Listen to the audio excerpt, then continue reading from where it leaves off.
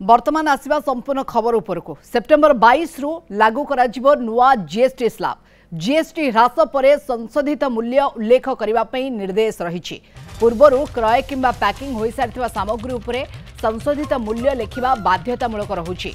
एने केंद्र खाउटी व्यापार खाद्य एवं जन वितरण विभाग तरफ ओडिशा समेत समस्त राज्य सरकार को चिट्ठी लिखिछन्ति। उत्पादक पैकर एवं आमदानीकारी को उक्त निर्देश जारी करबा लागि निर्देश दिया जाइछि।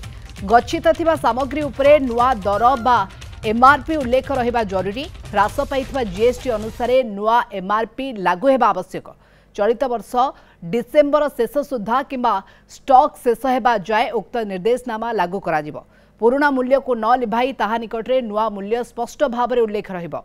मूल्य संशोधन संपर्क में उत्पादक पैकर आमदानीकारी खबर कागज रे विज्ञापन संपर्क में जणाइबा सहित निजर डीलर एवं स्थानीय माप ओजन विभाग को नोटिस माध्यम जणाइबे बोली विभाग पक्षरु कहा जाइछि।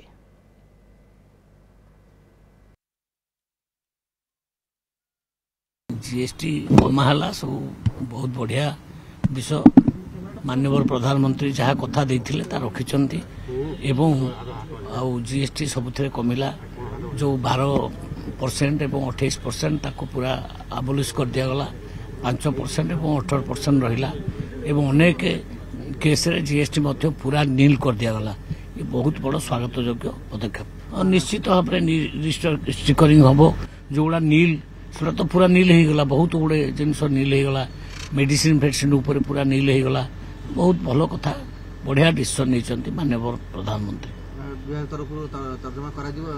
निश्चित आम विभाग तरफ पूरा स्वागत करा पूरा आम सरकार पूरा आम स्वागत कर लॉस आउ प्रॉफिट कथा पड़ी नहीं पड़ी जनरल पब्लिक सुविधा कथा माननीय प्रधानमंत्री जो डिसीजन नहीं साधारण नागरिक मानक गरीब लोक क्या लाभ क्षति गुड़ा डिसीजन नि